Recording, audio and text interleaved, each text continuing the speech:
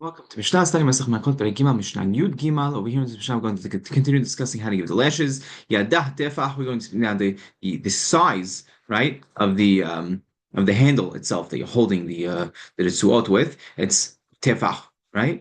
Rochba tefach, right? Also the width of it is also a tefach.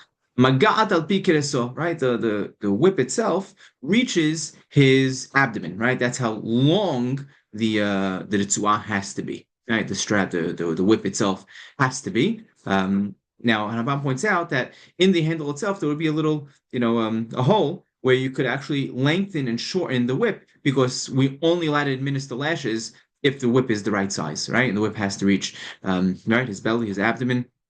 So we give the appropriate lashes. Umakioto, right? We how do we whip him? We whip him.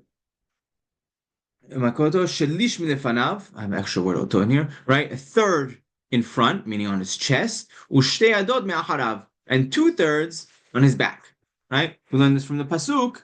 We learn this from the pasuk where it says v'ikal lefanav kederi shato, right? So we learn lefanav kederi shato, in front kederi shato, ulaharav, in his back kederi sheteri shayot, right? Like in two times.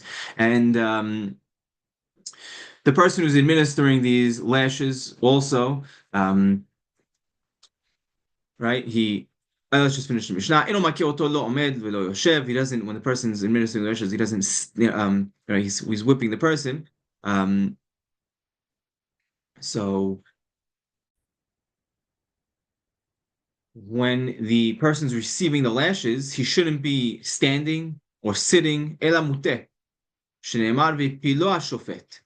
Right? And pilo hashofet the shofet is mapiloto, and right, he's on in between, right? Not standing, not sitting, almost like leaning, right? Right?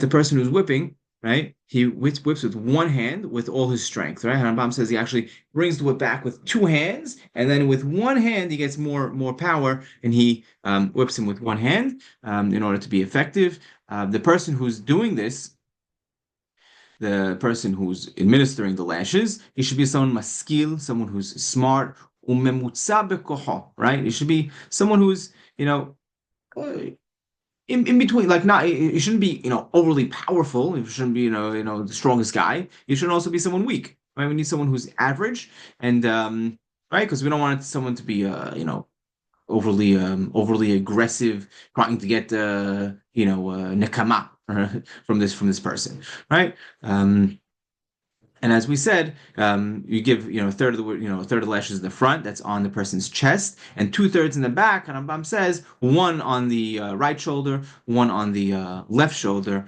right? And that's how the Beit Din administers these lashes.